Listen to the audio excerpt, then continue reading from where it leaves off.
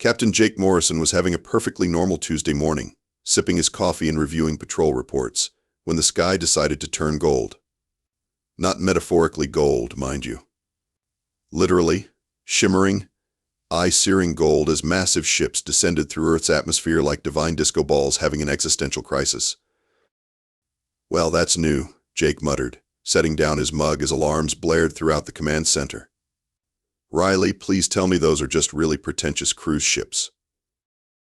Tech specialist Riley Kim looked up from her console, her fingers dancing across holographic displays. "Sorry, Cap. Unless cruise ships now come equipped with energy signatures that make our nuclear reactors look like birthday candles, I'd say we've got visitors." The largest ship, roughly the size of Manhattan and twice as shiny, settled into a hover above New York City. Smaller vessels flanked it like golden wasps protecting their queen. Then came the voice. Oh, the voice. It boomed across every communication channel simultaneously, dripping with the kind of authority that suggested its owner had never been told no in their considerably long life. "Mortals of the third planet. I am Emperor Zahn'thor, Supreme Divine of the Celestial Empire. You will cease your primitive activities and prepare to receive the glory of your new gods." Jake blinked slowly. Did he just call us mortals? What is this? A bad fantasy novel? The transmission continued. "We have observed your species from afar and deemed you adequate servants for beings of our magnificence. You should feel honored. Not every species receives such divine attention." "Gee, thanks," Jake deadpanned. "Riley, are you getting readings on their tech?" "Working on it," she replied, her eyes gleaming with the particular joy that came from encountering new technology to dissect. "Their ships are definitely advanced, but there's something off about the energy patterns. Like they're trying really hard to look impressive." On screen, the alien emperor materialized in what Jake assumed was supposed to be a terrifying display of power. Instead, Zahn'thor looked like someone had crossed a peacock with a disco ball and given it delusions of grandeur. His elaborate robes shimmered with embedded lights, and his crown was so tall it probably needed its own zip code. "Behold," Zahn'thor declared, raising his arms dramatically. "We shall demonstrate our divine power so that you might understand the futility of resistance." A beam of energy lanced down from the mothership, striking the Hudson River.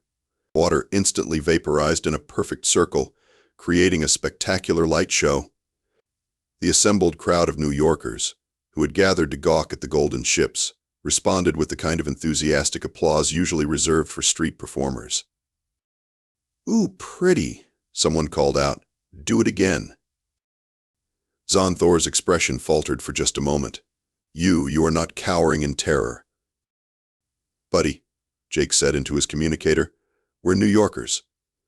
We've seen weirder stuff on the subway. You're going to have to try harder than some fancy light effects." Another alien appeared beside the Emperor, this one looking distinctly uncomfortable. Admiral Vex'tar had the bearing of a military officer who was beginning to suspect his supreme leader might be slightly unhinged. "Perhaps, your divine magnificence, the mortals require a more comprehensive demonstration?" Vex'tar suggested carefully. Yes, of course," Zahn'thor huffed. "They are simply too primitive to recognize true divinity when they see it. We shall enlighten them properly." The next demonstration involved creating geometric patterns in the clouds, which honestly looked pretty cool. A few tourists started taking selfies. Someone set up a hot dog stand to capitalize on the crowd. The whole thing was becoming less alien invasion and more impromptu street festival. Jake watched the proceedings with growing amusement. "Riley, please tell me you're recording all of this." "Every ridiculous second, Cap. And I'm already picking up some interesting data on their power sources. These guys might be advanced, but they're not exactly subtle about it." Emperor Zahn'thor's voice crackled through the speakers again, this time with a note of desperation creeping in. "Why are you not prostrating yourselves? We are your gods, your divine rulers. You should be building temples and offering sacrifices." A voice from the crowd shouted back, "What kind of sacrifices? Because if you want a decent pizza, I know a guy. This was not going according to the Celestial Empire's plan. The next morning brought what Jake would later describe as the most entertainingly ridiculous briefing of his career.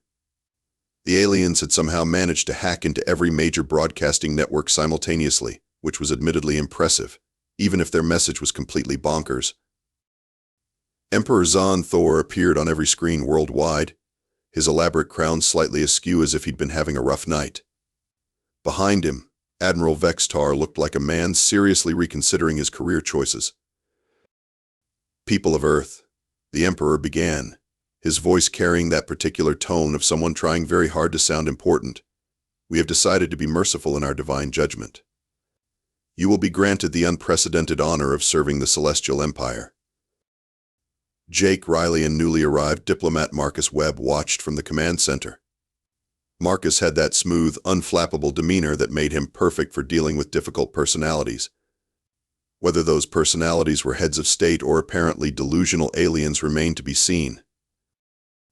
"Your first divine decree," Zahn'thor continued, "is to construct monuments to our glory in every major city. These monuments must be at least 200 meters tall and incorporate a minimum of 17 different precious metals." 17? Riley snorted. "What is he, 12 years old?"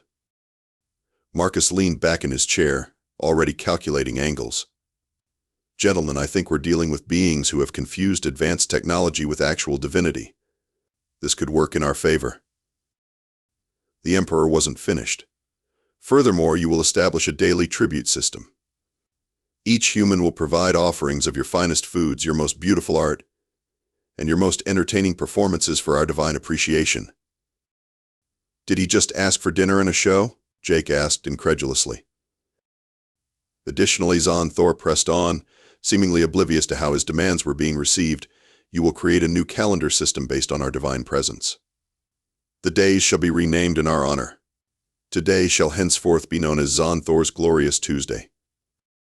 Riley was already typing furiously at her console. "Cap, I'm detecting massive energy expenditures from their ships just to maintain those light shows. Their power systems are running hot, really hot. Like inefficiently hot." Marcus stood up, straightening his tie with the kind of calm that preceded diplomatic genius. "Captain, I'd like to open communications with our new gods. I think it's time we showed them some proper Earth hospitality." The communication channel opened with a burst of golden light that was probably supposed to be intimidating but mostly just hurt everyone's eyes. "Speak, mortal," Zahn'thor commanded imperiously. "Your divine magnificence," Marcus began, his voice dripping with just the right amount of reverence mixed with practiced diplomacy. "We are deeply honored by your presence. Truly, we simple humans have never encountered beings of such obvious superiority." Zahn'thor preened visibly. "Finally, a mortal who recognizes true divinity." "Indeed," Marcus continued smoothly. "We're so eager to serve that we've already begun organizing our tribute systems. However, we're such primitive beings that we're having trouble understanding some of your divine requirements. Perhaps you could demonstrate your godly powers more extensively, so we can properly appreciate them?" Jake had to bite his tongue to keep from laughing. Marcus was playing these aliens like a violin, and they were eating it up. "Of course." Zahn'thor exclaimed. "What aspect of our divine nature would you like demonstrated?" "Well," Marcus said thoughtfully, "we've heard that true gods can manipulate matter at the molecular level. Perhaps you could show us how you create those magnificent energy patterns." Riley's fingers flew across her scanner controls as the aliens began another demonstration. This time, they created elaborate fractals in the atmosphere while their ships pulsed with coordinated light patterns. "Fascinating," she whispered to Jake. "Their tech is impressive, but it's just that, technology. Advanced manipulation of electromagnetic fields and plasma dynamics, but nothing that violates physics. They're basically running the universe's most expensive laser light show." Admiral Vex'tar seemed to be having similar realizations. Jake caught glimpses of the alien officer studying his own readings with growing concern. Apparently, even alien militaries had officers who actually understood their equipment. "Your demonstrations are truly awe-inspiring, your divine magnificence," Marcus said when the show concluded. We can see why you consider yourselves gods. Clearly no mortal species could achieve such technological marvels. Precisely, Zahn'thor declared. Now, about those monuments. We expect construction to begin immediately. Of course, Marcus agreed readily. We'll need detailed specifications naturally. And perhaps some of your divine materials to ensure we build them correctly? We wouldn't want to offend your godly sensibilities with inferior craftsmanship. As the communication ended, Jake turned to his team with a grin. Anyone else get the feeling these gods are about to learn why humans have such a reputation for being sneaky? Riley held up her scanner, data scrolling across its display. Oh, they're definitely going to learn something. Question is, will they survive the education? The game was afoot, and humanity was just getting started. 3 days into humanity's supposed divine servitude, Emperor Zahn'thor was discovering that governing a species of creative malcontents was significantly more challenging than conquering distant star systems populated by reasonable beings who had the courtesy to cower appropriately. Your Magnificence, Admiral Vex'tar said carefully. Reviewing reports from around the globe, there seemed to be some irregularities in the human compliance reports. Zahn'thor looked up from his elaborate throne, which he'd had specially constructed for maximum intimidation factor. The fact that it looked like a rejected prop from a space opera apparently escaped him entirely. What sort of irregularities? He demanded. Well, sir, the humans in a place called Australia have built your monument exactly as specified. However, they've positioned it in such a way that it casts a shadow that spells out profanity when viewed from above. Meanwhile, in the Earth Command Center, Jake was reviewing similar reports with considerably more amusement. The Australians really went all out, he chuckled, reviewing satellite imagery. That shadow isn't just readable, it's artistic. And the Brazilians somehow managed to make their monument look like it's giving a very specific hand gesture from the right angle. Riley looked up from her workstation, where she'd been reverse engineering alien technology with the enthusiasm of a kid in a candy store. The British are my personal favorite. They built theirs to specification, but they surrounded it with the world's largest crop circle that just happens to spell out bloody wankers in alien script. Marcus, who had been coordinating the global response with the skill of a maestro conducting a very sarcastic orchestra, smiled as he ended another communication with the aliens. The French have declared their monument a work of artistic expression and are charging admission to see it. The Japanese have turned theirs into a technological marvel that's somehow more advanced than the aliens requested. The genius of humanity's response was becoming clear. They were complying with every single alien demand, just not in the way the Celestial Empire had expected. The monuments were being built, the tributes were being delivered, and the performances were being staged. It was all perfectly legal according to the aliens' own demands, and absolutely infuriating in practice. Your Magnificence, Vex'tar continued his report, his voice growing more strained. The daily tributes are also proving problematic. How so? Zahn'thor snapped. Well, sir, they're sending us their finest foods as requested. Yesterday's tribute included something called ghost peppers, surströmming, and century eggs. 3 of our taste testers are still in the medical bay. Zahn'thor's eye twitched. And the entertainment? The less said about that, the better, sir. Apparently humans have a performance art form called death metal that they consider their finest musical expression. We've had to upgrade our audio dampeners twice. Back on Earth, Riley had made a breakthrough that was about to make the aliens' day significantly worse. Jake, Marcus, you need to see this, she called out, her excitement barely contained. I've been analyzing their ship's energy signatures, and I've figured out why they're running so hot. The 2 men gathered around her display, where complex energy patterns flowed across multiple screens. Their entire technological base is built around what I can only describe as cosmic peacocking, Riley explained. Every system is designed to look as impressive as possible, even at the cost of efficiency. Their shields aren't just protective barriers, they're holographic art installations. Their weapons aren't just energy projectors, they're synchronized light symphonies. Meaning? Jake asked. Meaning they're burning through energy reserves at an absolutely ridiculous rate just to maintain their godly image. At their current consumption levels, they've got maybe 2 weeks of power left before they have to start making some serious compromises. Marcus's diplomatic mind immediately saw the implications.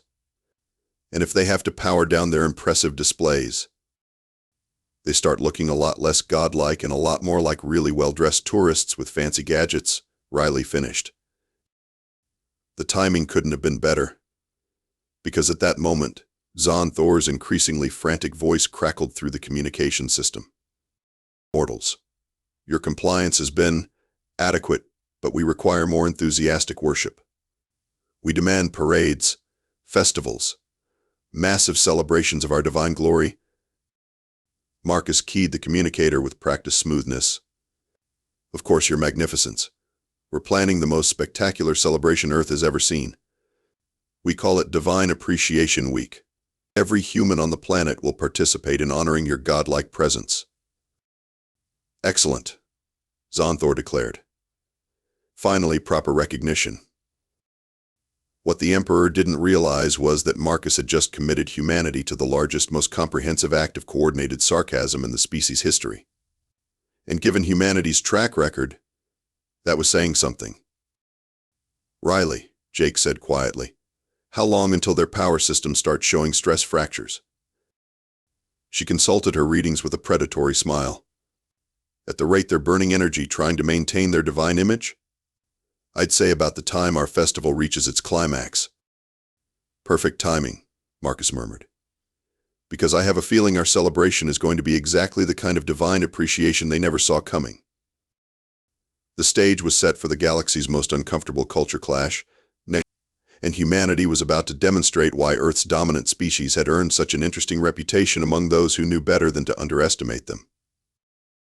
Divine Appreciation Week was shaping up to be the kind of spectacular disaster that anthropologists would study for centuries, assuming anyone survived to write the papers. Emperor Zahn'thor stood on the observation deck of his flagship, watching the celebrations unfold across Earth's surface with growing unease. Something was wrong, though he couldn't quite put his finger on what. The humans were celebrating exactly as commanded, but their enthusiasm felt off. Admiral Vex'tar, he called, his voice lacking its usual confident boom. Are you certain the mortals are properly appreciating our divine presence? Vex'tar consulted his reports with the expression of someone who'd spent the last week trying to explain quantum physics to a particularly stubborn houseplant. Well, sir, they're certainly celebrating. The festival in Rio de Janeiro has attracted over 2 million participants, and the parade floats are impressive. What Vex'tar didn't mention was that the parade floats were designed to look like the alien ships, complete with exaggerated features that made them appear cartoonishly ridiculous. The float depicting Zahn'thor himself was particularly creative, featuring a bobblehead version of the Emperor that nodded enthusiastically while tinny music played. Down in the command center, Riley was monitoring the aliens' power consumption with the focused intensity of a predator watching wounded prey. Their energy reserves are dropping faster than expected, she reported. All those extra light shows for the festival are really pushing their systems. Jake watched live feeds from celebrations around the world, each one more creatively insulting than the last. The Germans have built an entire beer garden around their monument. The Indians are using theirs as a backdrop for a Bollywood dance number. And apparently the Canadians have somehow made theirs into a maple syrup dispenser. The psychological warfare aspect is working perfectly, Marcus added, reviewing diplomatic cables from around the globe. Every government is participating, but they're all competing to see who can be the most creatively compliant. It's bringing out humanity's natural talent for malicious compliance on a global scale. The breakthrough moment came when Riley detected something that made her practically vibrate with excitement. Guys, you're going to love this. I've been monitoring their internal communications, and they're starting to have serious technical failures. The Admiral is quietly running diagnostics on every major system, and their engineering staff is working double shifts just to keep the pretty lights running. As if summoned by her words, the communication system crackled to life with an emergency transmission from the alien flagship. Mortals, Zahn'thor's voice had taken on a distinctly strained quality. We require immediate assistance with your tribute deliveries. Marcus raised an eyebrow. Assistance, your magnificence? Surely gods don't require mortal assistance? Of course not. Zahn'thor snapped, then caught himself. We simply wish to streamline the process for your convenience. Yes, your convenience. How thoughtful, Marcus replied smoothly. What sort of streamlining did you have in mind? We need your most skilled engineers to help calibrate our tribute processing systems to better accommodate Earth materials. Riley nearly fell out of her chair laughing. He's asking for tech support. The self-proclaimed god of the universe is asking for tech support. Jake keyed his communicator with barely concealed glee. Your Magnificence, we'd be honored to assist. However, our engineers would need full access to your systems to properly calibrate them.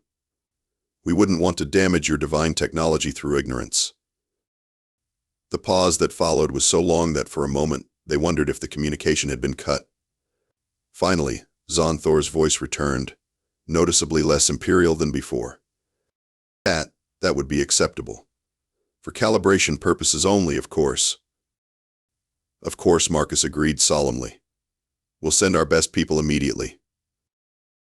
As soon as the channel closed, the command center erupted in barely suppressed celebration.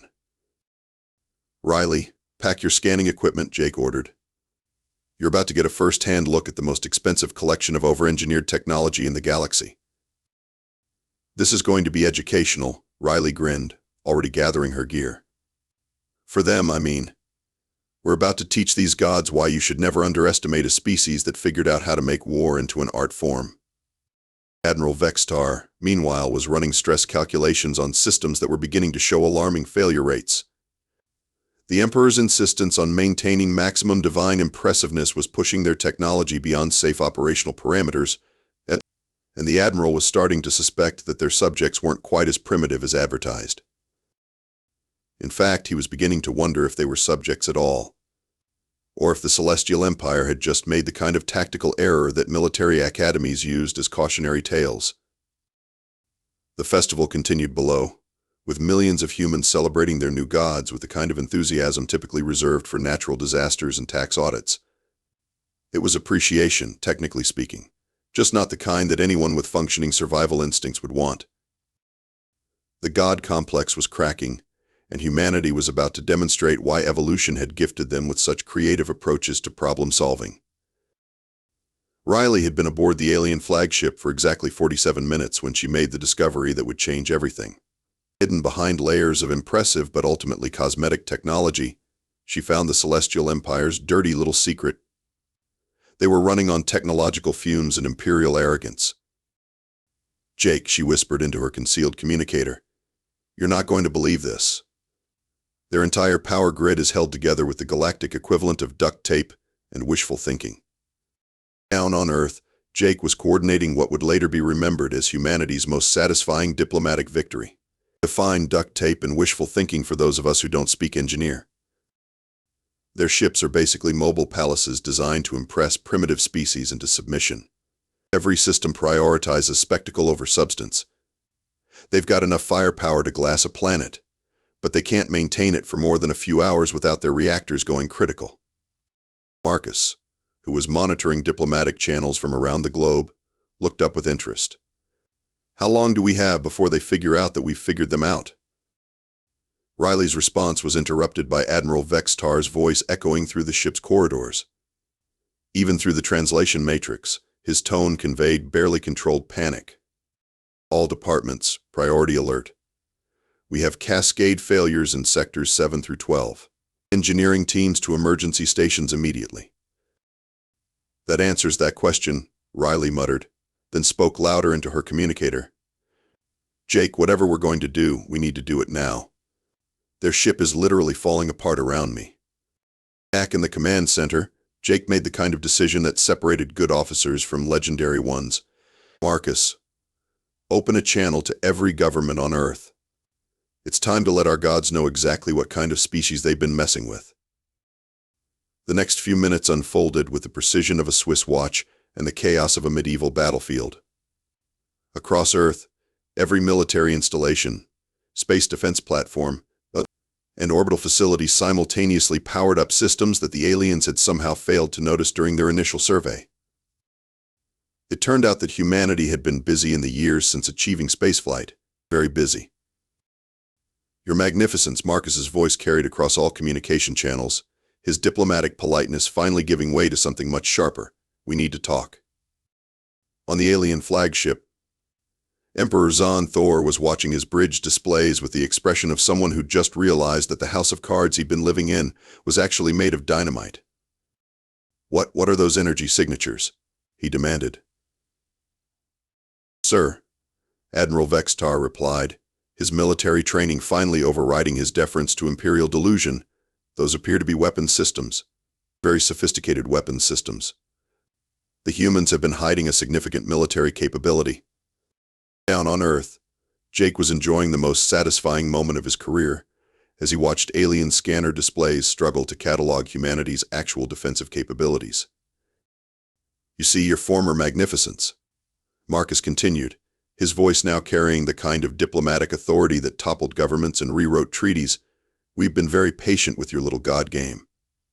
But the thing about humans is, we don't actually like being told what to do by anyone, divine or otherwise. The space around Earth suddenly became a very crowded place as defense platforms uncloaked, revealing a network of installations that made the alien fleet look like toys. Humanity hadn't been idle during their centuries of development. They'd been preparing for exactly this kind of encounter. Impossible. Zahn'thor shrieked. You're primitives, mortals. You worship us. Riley's voice crackled through the communication system from aboard the alien flagship. Actually, we've been studying you. Every light show, every demonstration, every pompous speech has been giving us more data about your technology. And you know what we've learned? She paused for dramatic effect, a skill she'd clearly learned from Marcus. You're not gods. You're not even particularly impressive by galactic standards. You're just another species with decent technology and delusions of grandeur. The kind of species that mistakes advanced engineering for divine power. Admiral Vex'tar, his military mind finally grasping the full scope of their tactical situation, quietly began running surrender protocols on his command console. The funny thing about humans, Jake added, his voice carrying the satisfaction of a job well done, is that we're really, really good at pretending to be something we're not. In this case, we pretended to be primitive, worshipful, and harmless. Turns out we're none of those things. Emperor Zahn'thor's response was to order his ships to attack, which would have been intimidating if his power systems hadn't chosen that exact moment to experience what engineers politely call catastrophic cascade failure. The golden ships, so impressive just days before, began going dark one by one as their overloaded systems finally gave up the ghost. Your Magnificence, Admiral Vex'tar said quietly, I recommend immediate surrender. We are significantly outgunned, our power systems are failing, and the humans appear to have been humoring us this entire time. The final insult came when human ships appeared alongside the disabled alien fleet. Not warships, but rescue vessels. Humanity's response to defeating their would-be divine overlords was to offer them assistance. This is Captain Morrison of the Earth Defense Force, Jake's voice carried across all channels. Do you require humanitarian assistance? It was, Marcus would later reflect, the most politely devastating military victory in recorded history. Humanity had managed to defeat self-proclaimed gods not through superior firepower, but through superior patience, planning, and an absolutely devastating sense of humor. The age of the Celestial Empire was over. The age of humans taking their rightful place in galactic affairs was just beginning. 6 months after what historians would diplomatically term the divine intervention incident, former Emperor Zahn'thor was learning that working for a living was considerably more challenging than being worshipped as a god. Table 7 wants extra sauce on their order, Riley called out from behind the counter of what had become Earth's most popular interstellar diner. And they specifically requested that you deliver it personally. Zahn'thor, now wearing a name tag that read Zahn in a uniform that was significantly less impressive than his former imperial robes, sighed and picked up the condiment tray. The Celestial Empire's former divine ruler had discovered that humans possessed a particular talent for creative rehabilitation programs. This is humiliating, he muttered, though without the imperial bombast that had once characterized his every utterance. This is employment, Jake corrected from his seat at the counter, where he was enjoying what he insisted was the best coffee in 3-star systems. There's a difference, though I can see how someone with your background might find the concept confusing. The rehabilitation program had been Marcus's idea, naturally. Rather than simply imprisoning the former imperial leadership, humanity had done something far more educational. They'd given them jobs. Real jobs, working alongside the species they'd attempted to subjugate. Admiral Vex'tar had adapted better than most. His military background translated surprisingly well to logistics coordination, and he was currently managing supply chains for the joint human-alien research projects that were revolutionizing both species' technology. He'd also discovered that humans appreciated his straightforward approach to problem-solving, something that had been thoroughly suppressed during his years of serving an increasingly delusional emperor. The irony, Marcus observed from his corner booth, where he was reviewing the latest interstellar diplomatic correspondence, is that they're actually contributing more to galactic civilization now than they ever did as self-proclaimed gods. Riley looked up from the technical manual she was studying during her break. The alien technology, once stripped of its unnecessarily dramatic presentation, had proven to be genuinely innovative. Combined with human engineering principles that prioritized function over flash, the resulting hybrid systems were attracting attention from across the galaxy. The Galactic Commerce Federation wants to establish a permanent trade embassy here, she reported. Apparently, word is spreading that Earth has become the place to go for practical innovation. Jake raised his coffee cup in a mock toast. The practical innovation and the therapeutic value of honest work. The transformation hadn't been limited to the former Celestial Empire leadership. Earth itself had undergone changes that were visible from orbit. The monuments that had been built during the occupation had been converted into research facilities, cultural centers, and in one memorable case, the world's largest public art installation. The Australians had stubbornly refused to modify their monument's shadow, claiming it had become a beloved local landmark. You know what the best part is? Riley asked, closing her manual and looking around the diner, which had become an unofficial meeting ground for humans and former Imperials working together on joint projects. What's that? Marcus asked. We never actually defeated them through superior technology or firepower. We defeated them through superior understanding of psychology, logistics, and the fundamental importance of not taking yourself too seriously. Zahn'thor, returning from his delivery run, caught the tail end of the conversation. You defeated us through superior deviousness, he corrected, though his tone lacked any real bitterness. The entire galaxy thought humans were a primitive species barely capable of interplanetary travel. And now? Jake prompted. The former emperor considered this carefully. Now the galaxy knows that humans are a species capable of convincing would-be conquerors to voluntarily become part of their society, while making them think it was somehow their idea, which is considerably more terrifying than any weapon you could have built. Speaking of which, Marcus said, checking his communication device, the Regelian Empire has sent another diplomatic inquiry. They're very politely asking if we have any interest in establishing mutual defense agreements. Riley grinned. How politely? They sent fruit baskets, Marcus replied. Very expensive fruit baskets. From 17 different star systems. Jake laughed, the sound carrying genuine warmth. You know, I think I'm starting to like this new reputation we're developing. Outside the diner's windows, the bustling activity of Earth's newest spaceport continued around the clock. Ships from dozens of species arrived daily, bringing trade, technology, and the kind of galactic respect that couldn't be demanded or stolen, only earned. The former Celestial Empire had learned the hard way that true power didn't come from advanced technology or imperial decree. It came from understanding, cooperation, and the wisdom to know when you were outclassed by a species that had turned survival into an art form. As the day shift ended and the evening crowd began filtering in, Zahn'thor hung up his apron and looked around the diner that had become his world. It was smaller than his former palace, less grand than his imperial flagship, and infinitely more real than anything he'd experienced during his years as a self-proclaimed god.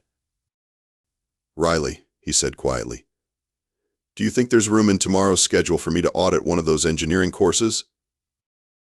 She looked up, surprised by the genuine interest in his voice. Of course. Any particular reason?